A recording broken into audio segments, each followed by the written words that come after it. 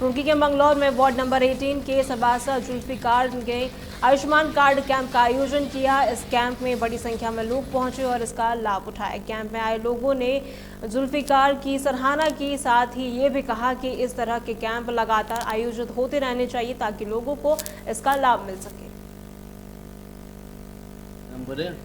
और ये आयुष्मान कार्ड बन रहे हैं यहाँ पे और अपडेट भी हो रहे हैं। जिनके पुराने थे उनके अपडेट हो रहे हैं और जिसके नहीं बने हुए उनके बन रहे हैं। और इन आधार कार्ड से काफ़ी सुविधा है, लोगों को काफ़ी फ़ायदा भी हो रहा है। जो बीमार है बीमारी में काम आता है, बाकी और भी काफ़ी सुविधा है इससे। कॉन्टैक्ट से लगाए कैंप और हमारे वजह से लोगों को लाभ भी मिल रहा। कार्ड बना रहे लोगों की वजह से 40 कार्ड बना दिए अब तक। नंबर 18 से जो सभासद पहले 10 साल से भी रह चुके हैं, अब की तीसरी योजना इन पे है। बहुत अच्छा इन्होंने काम किया है, बहुत अच्छा विकास किया है।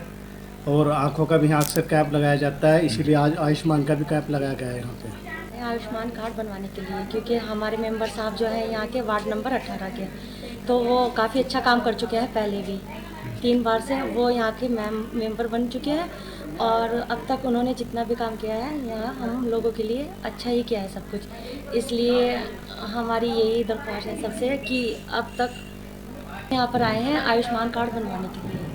वार्ड नंबर 18 मोहल्ला किला बाबू भाई और जुल्फिकार जिसमें लगा हुआ है, ठीक है जी। और ये कैंप जो लगा हुआ है वो आयुष्मान कार्ड के लिए लगा हुआ है कि किसी को अगर अपना अपडेट कराना है वो भी करा सकता है, और अगर किसी को अपना नया आयुष्मान कार्ड बनाना है तो भी बनवा सकता है। देखो सरकार ने जो योजना बनाई है। खबर हल्द्वानी से है, जहां हर साल की तरह इस साल भी समाजवादी पार्टी के नेता हाजी मतीन सिद्दीकी के घर पर रक्तदान शिविर का आयोजन किया गया। इस कैंप में 100 से अधिक लोगों ने अपनी स्वेच्छा से रक्तदान का मानवता का परिचय दिया। स्थानीय लोगों ने भी इस पे पहल की और साथ ही सराहना करते हुए कहा कि ऐसे आयोजन समाज को आपस में जोड़ते हैं और लोगों में सेवा की भावना पैदा करते हैं। ठीक है, हमारे यहाँ ब्लड डोनेशन का काम आज से नहीं 93 से होता चला आ रहा है। हमारे छोटे भाई अब्दुल रऊफ सिद्दीकी उस टाइम में जहाँ ब्लड की बहुत ज़्यादा परेशानी यहाँ थी तो लोग बरेली से और दूसरे शहरों से यहाँ ब्लड लेकर आते थे।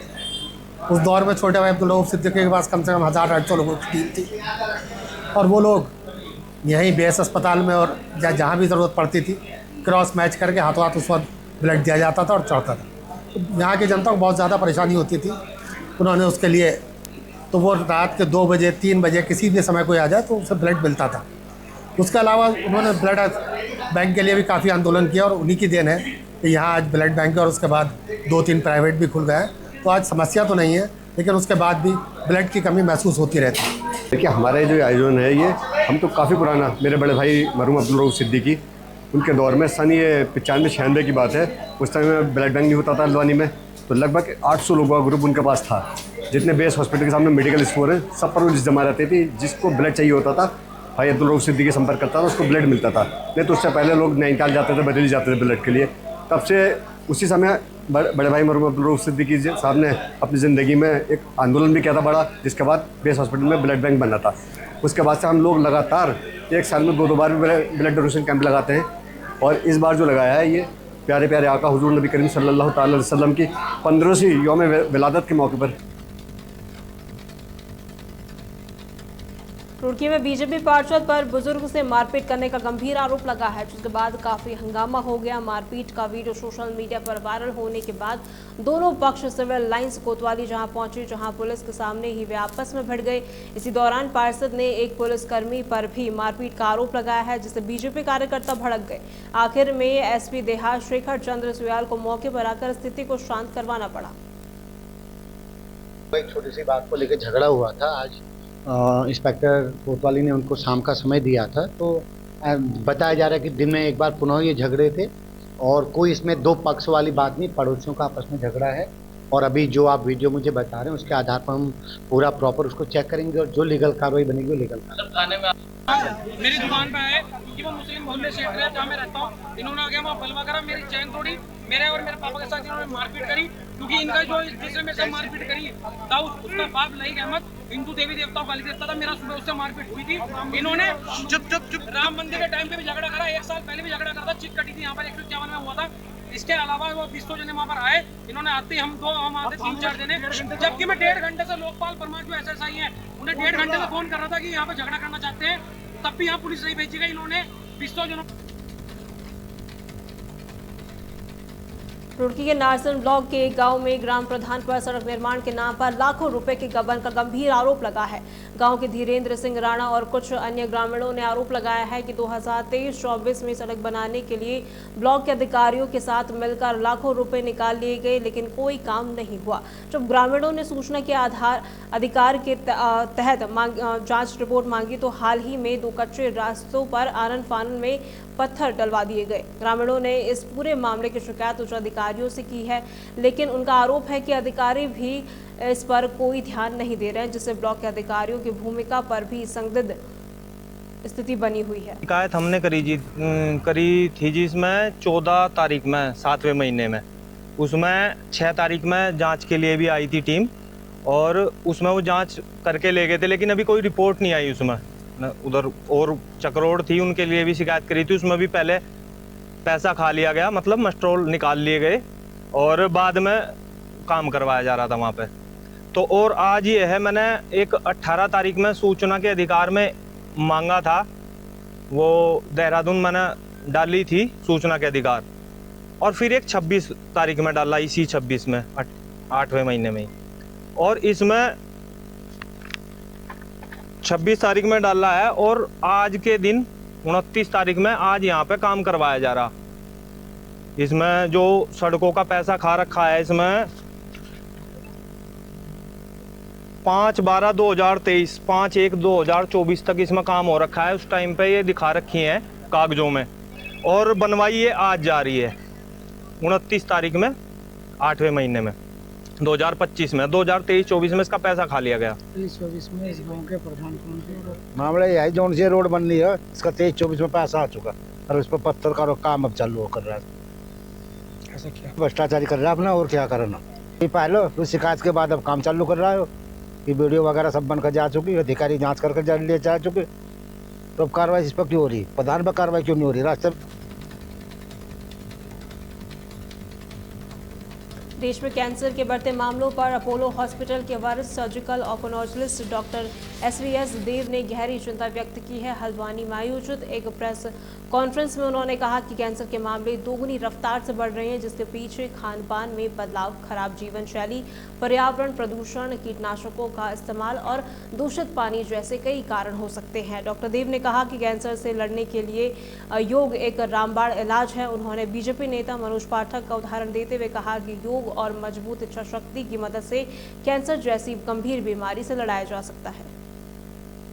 हमारा इंडिया में जो आजकल बढ़ रहा है आपका, एक तो प्रिवेंटेबल कैंसर्स है, टोबैको रिलेटेड कैंसर्स है, एज रिलेटेड कैंसर्स है, लाइफस्टाइल रिलेटेड है, इन्फेक्शन रिलेटेड है। कुछ कैंसर्स इन्फेक्शन से भी होती है।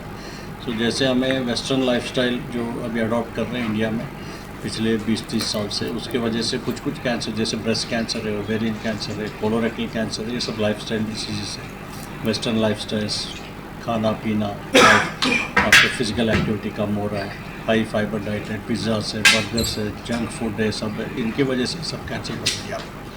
कुछ कैंसर्स होती है इन्फेक्शंस की वजह से, वायरल इन्फेक्शंस है, जैसे सर्वाइकल कैंसर है, ओरल कैंसर है, पैनल कैंसर है। तो इन्फेक्शन आपका इम्यूनाइजेशन, वैक्सीनेशन, इससे भी आप कंट्रोल कर सकते हैं। सबसे ज़्यादा हमें उपलब्धि मिलेगी टोबैको कंट्रोल। भाग्य है कि देश और दुनिया के प्रख्यात surgeon doctor SVS Dev ji का उत्तराखंड की देवभूमि में आज आगमन हुआ है। चूँकि मेरा ऑपरेशन कैंसर से आप ही की टीम के माध्यम से हुआ और आप ही के आशीर्वाद से मैं आज बिल्कुल एकदम ठीक हूँ।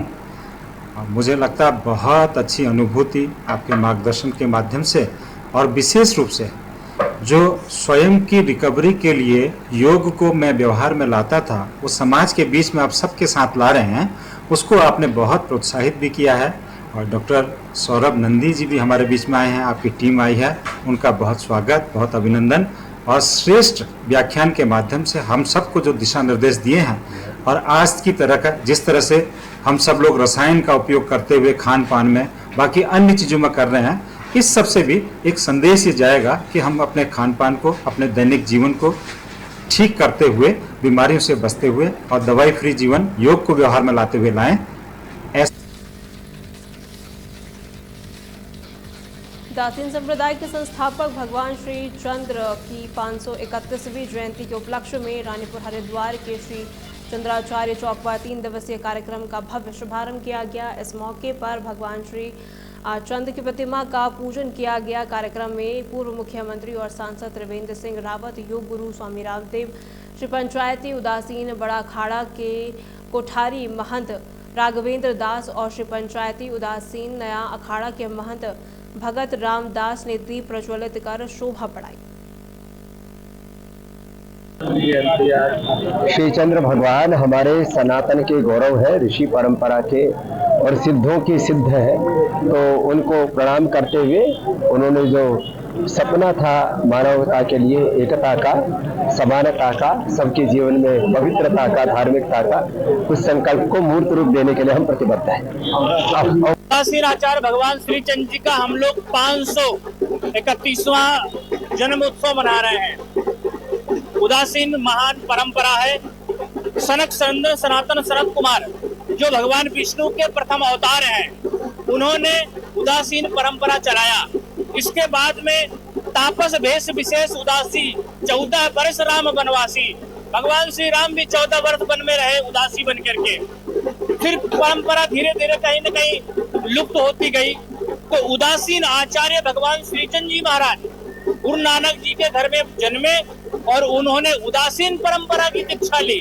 गुरु अविनाशी मुनि जी के शिष्य बने, उदासी परंपरा में आए और फिर उन्होंने उदासीन को आगे बढ़ाया। तो उनका आज 531वां जन्म महोत्सव है। भगवान श्री चंद्र के 531वें जन्मोत्सव पे भव्य शोभा यात्रा निकाली गई। श्री चंद्राचार्य चौक से लेकर के और घंटाघर से होते हुए आप लोग तो सब देखते आए।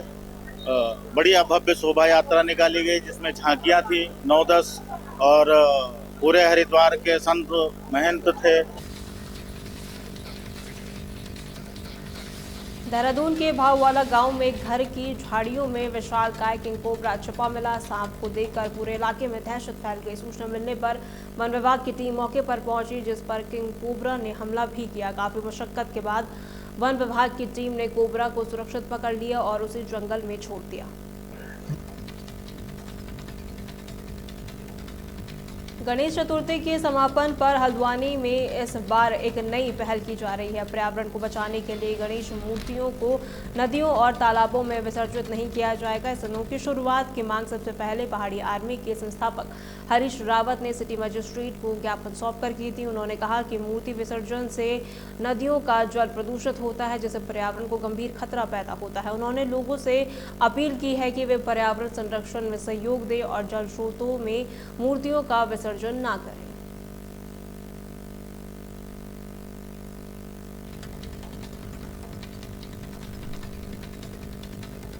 रुड़की में सिर्फ 7 किलोमीटर दूर पिरान कलियार में कई मज़ारे हैं और इनमें से एक है साबिर साहब की दरगाह। ये जगह सिर्फ जियारत के लिए नहीं बल्कि मान्यता है कि यहाँ भूत प्रेतों के साए से भी मुक्ति मिल जाती है। यहाँ बड़ी संख्या में लोग पहुँचते हैं।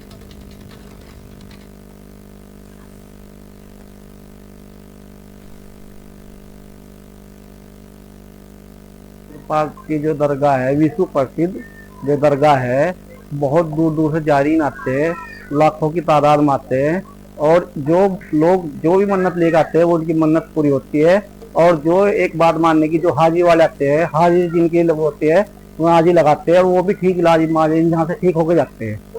साबिर पाक में जो आते हैं जैरीन, अपने जितने भी वैसे आते हैं ऊपरी हवा वाले जो भी होता है, एक बहुत आस लेकर आते हैं अपनी और वो ठीक होके जाते हैं। जो यहाँ लोग आते हैं ना साबिर पाक में, हिंदू मुस्लिम सभी भाई सभी धर्म के लोग आते हैं, बहुत अच्छे मानते हैं सभी लोग, ये ऐसे नहीं विदेश। उत्तराखंड की खबरों में फिलहाल के लिए इतना ही। खबरों के लिए बने रहें तहलका डिजिटल के साथ।